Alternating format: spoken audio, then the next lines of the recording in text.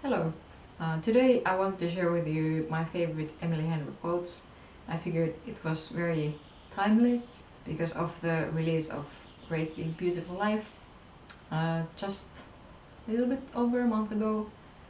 And Emily is maybe the booktube's most loved women's fiction author because of her romances, well-rounded characters and really smart dialogue. I like all of her adult romance books, and now I will tell you which parts especially. I can't really pick a favorite out of the six, but I especially love People We Meet on Vacation, and I know that's an unpopular opinion, but you will get a peek into why very soon. Let's start with Happy Place because that's the only book I physically own. I was living in a van the summer this released, and I wanted to read it right away, but I wasn't able to get to my local library, so that's why I own this. I'm only gonna read the quotes that are kind of self-explanatory and you don't need the whole context to why it's funny or why it's good. And those really fun pieces of dialogue unfortunately don't make much sense on their own. Just know that I love those equally. And this is your spoiler warning, by the way. Also, I should say that these are probably not going to make that much sense if you haven't actually read these books. I'm sorry. You should go read them and then come back, and then they will make a lot more sense to you. Happy Place is a second chance romance between Harriet and Win. They are fake dating because they don't want to ruin the last holiday their friend group is having in this luxurious cabin in New England. Okay, let's jump straight into it. We will be doing two of our usual main activities, a trip to the local bookstore and a very ridiculous way of grocery shopping, which has been Path and Kimmy's great passion ever since they teamed up 3 years ago and started a winning streak in so much as one can win at grocery shopping. I love this quote because it's one of the first hints of this group and how they play and joke and share things together. A silent conversation passes between us. Hi, and hi back, and you're smiling at me, and no, you're smiling at me. That's just so beautiful and so well said in a matter of a really short sentence. My curiosity bubbles up until I can't ignore it. Again, Emily just puts the words to the experience I have experienced myself and does it just in a short space, but just so well-roundedly. She's really good at that. This started with you, Kimberly Carmichael, Sabrina reminds her. Lots of things start with me. That doesn't make them good ideas. I love Kimmy's character. She's so sure of herself, but not in a controlling way at all. She just says things the way they are, and I love that. The rest of my life, everything I've worked for has started to feel like set dressing. Like loving him is the only essential and everything else is garnish. Nothing to add here. I imagine Win is wondering whether this is actually a group of strangers I hired over the internet to pose as a family. This is the part where Win visits Harriet's family of origin the first time, and it captures the scene quite well. I want to go home, I say. His arms tighten across my back. We will, he says, you and me, in 2 days. That's just such a soothing thing to hear in a situation where you just want to get away from. To have somebody remind you of that. It's not gonna go on forever. It's very helpful. The last time we visited the Connors before Hank's death, Win's father cried from happiness when we got there. As we were getting ready for bed that night, he gave me a tight hug and said, "Sleep well, love you so much, kiddo." And afterward I shut myself in the bathroom and run the water while I cried for reasons I didn't entirely understand. It's really beautiful to witness how Harriet kinda gets a second family from Win. I've known since that first trip to Indiana that I would never be enough to make him happy, that I couldn't give him the kind of love his parents had when my only education on the subject had been the one my parents had. that's the flip side of the second family experience, and it's quite painful to witness as well as it's beautiful. You hate being touched by strangers. My heart keens. Another little reminder of how well these people know me against all odds. All the pieces of me I've come to see as difficult or unpleasant, the parts I never voluntarily share but have sneaked out here and there across the years. That's so well said, like never voluntarily share, like just accidentally. The people that love you just notice things, and if they are wise they handle them well. I don't want to feel like I don't have time or energy to try anything new because everything I have is getting poured into a job I don't even like. I want a life. I want to sleep in sometimes. I want to stay up too late and take vacations with my friends. And I want to have energy to decorate my apartment and to try new things. That's a good place to move on to funny story, which is a story about Daphne and Miles, who end up being roommates and fake dating to make their exes jealous. Because of course that happens. I'm gonna move on to my commonplace notebook where I write some great quotes. I was such a library kid and didn't have metric tons of annotated paperbacks. Books were the only thing I got gluttonous about, but I didn't care about owning them so much as absorbing their contents. That describes my feelings exactly. Like I was just justifying to you why I own like one of these books. That tells a lot too. For me though, if somebody would be selling second-hand like all of the Emily Henry books at a thrift store, I would for sure be buying those. But I haven't come across those yet, so maybe one day in the future. When I think about family, it's being pulled away from watching the frost melt on the living room window to make stovetop hot cocoa from a packet, and that last tight hug at the end of the airport security line, and packing up cardboard boxes, knowing I'll always have what I need, no matter how much I leave behind. I always have goosebumps when I read this one. It's so beautiful. A cynic is a romantic who's too scared to hope. That's very true. This is her colleague talking about her ex-husband.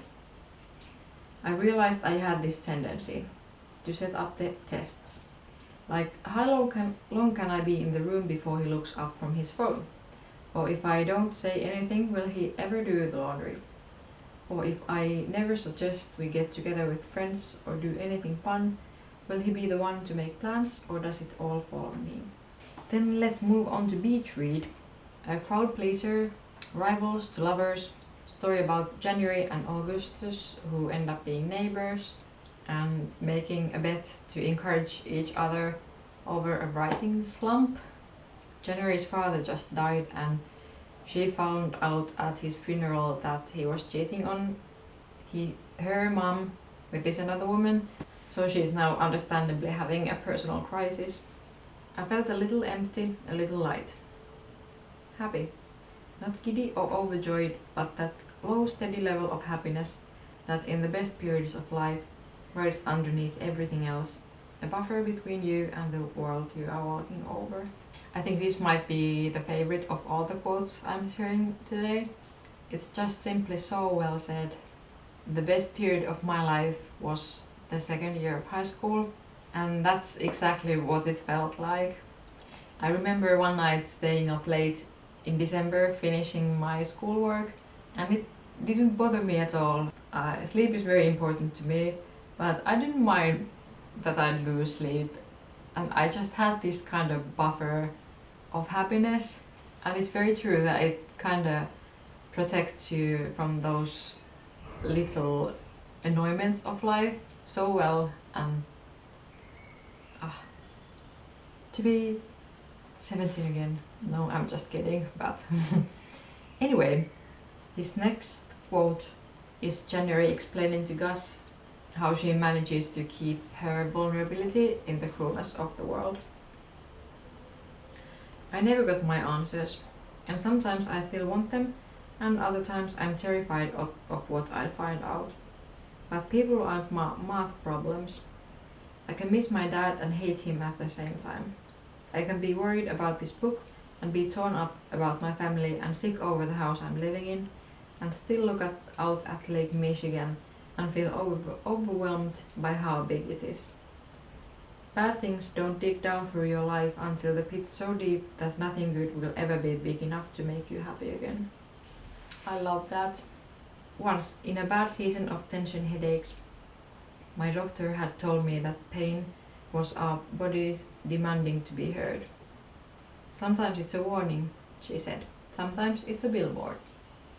I didn't know what this pain's intent was, but I thought if I listen to it, maybe it will be content to close back up for a while.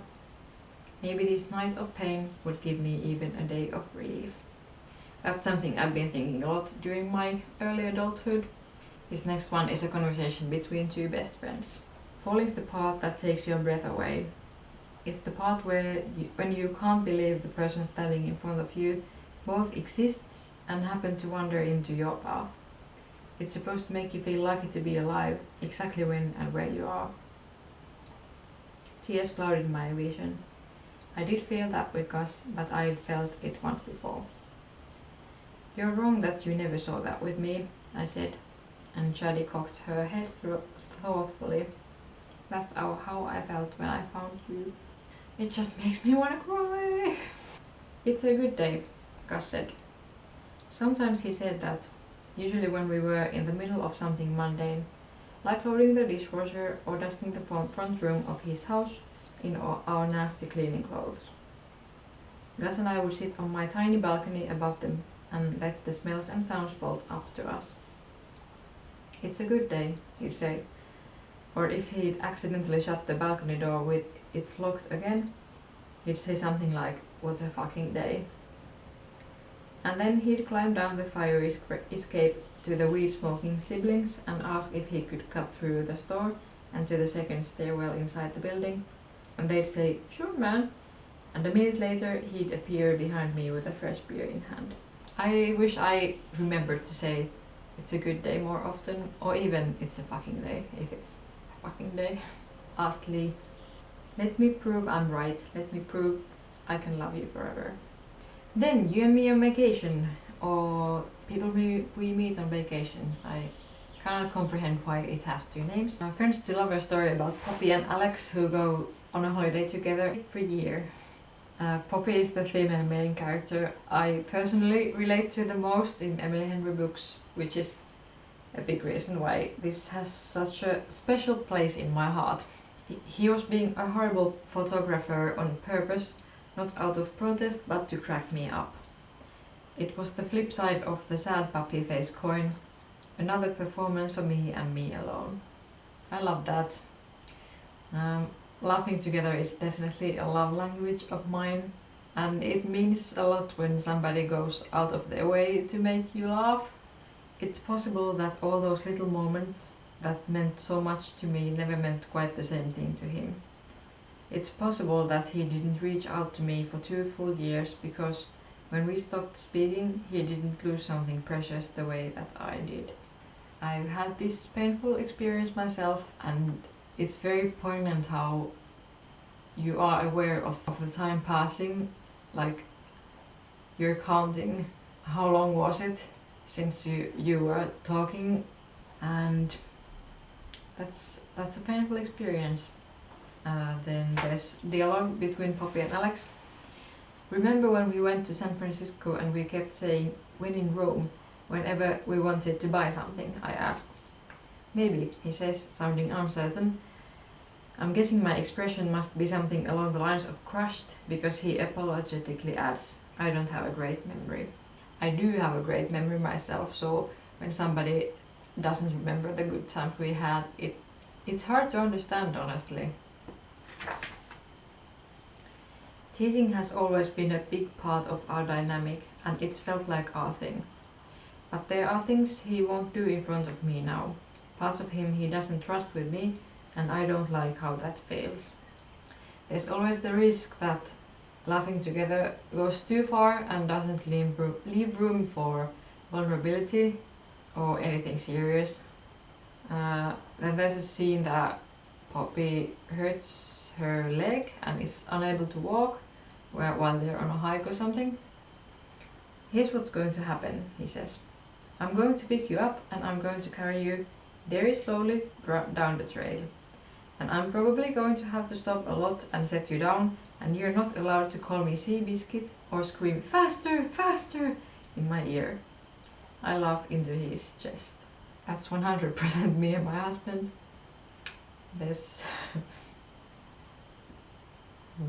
I have nothing to add here.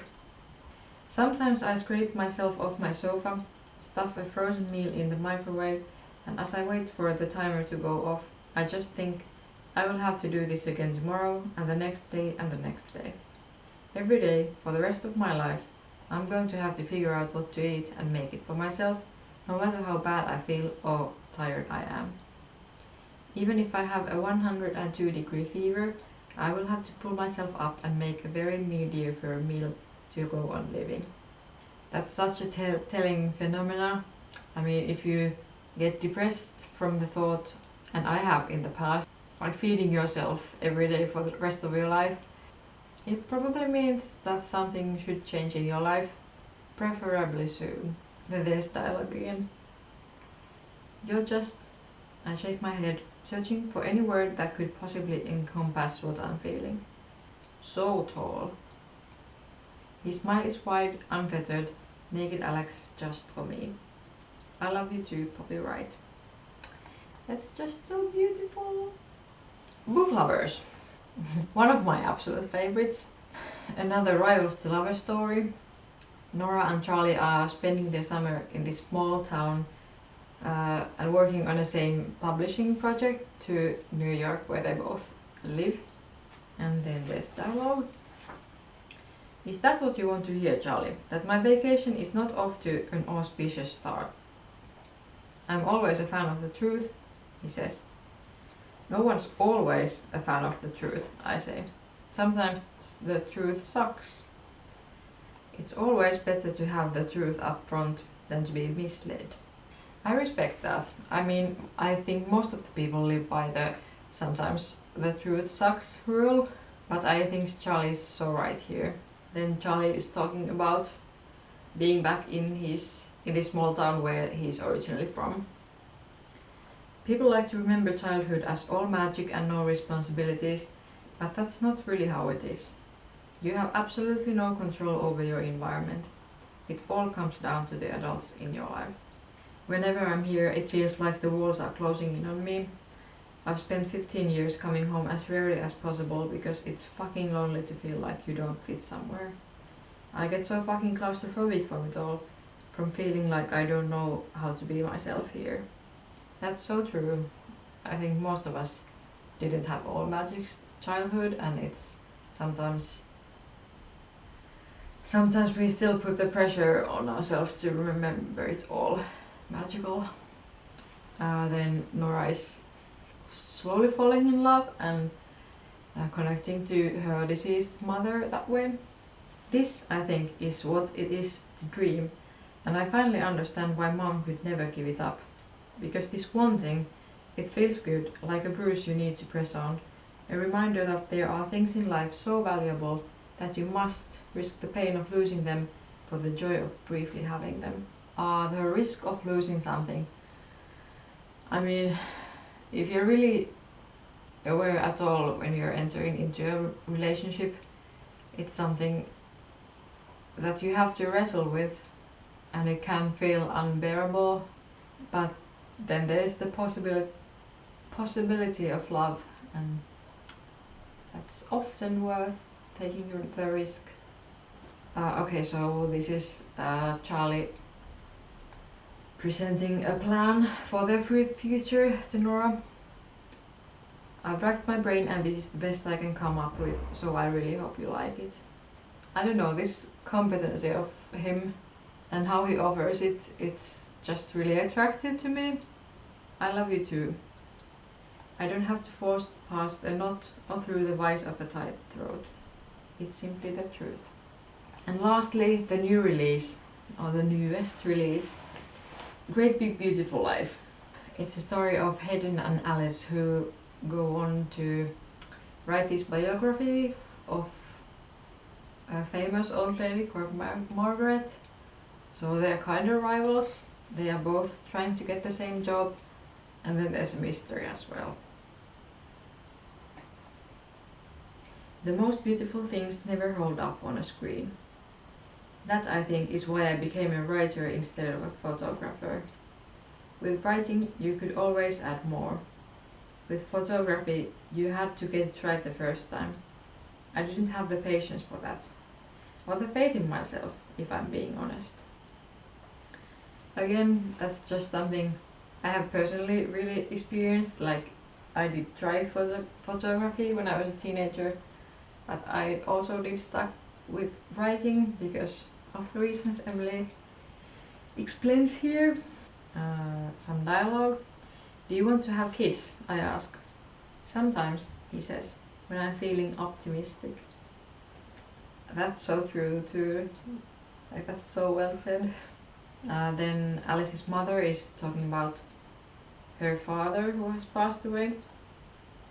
He had this joy in him, this softness, and it took me a long time to realize that didn't make him dumb. In fact, he was a hell of a lot smarter than me. I think there's often this stereotype to think that if somebody is very joyful or like very perky, that must mean that they're dumb. That's just not a great way to approach other people, frankly, but I think we all do that. We play 3/4 of a game of Monopoly, then agree that we hate Monopoly too much to play for another second. I actually laughed out loud for this because it's just, Monopoly sucks, who wants to play Monopoly? And then the last quote of the video, this is kind of the recurring quote of the book, and it's gorgeous. When you love someone, you do anything to give them what they need. You unmake the world and build a new one. And that's it. Those are the quotes, I mean. If you have quotes that I didn't mention in the video, please comment them. I would love to read them. Okay. Thank you for sticking around. As we eagerly wait for next year's Emily Henry release, I guess. Even though I'm gonna have the Finnish translation of Great Big Beautiful Life to read during the summer too. Which honestly will be fun because I don't mind a reread this soon. It was that good of a book. So see you later.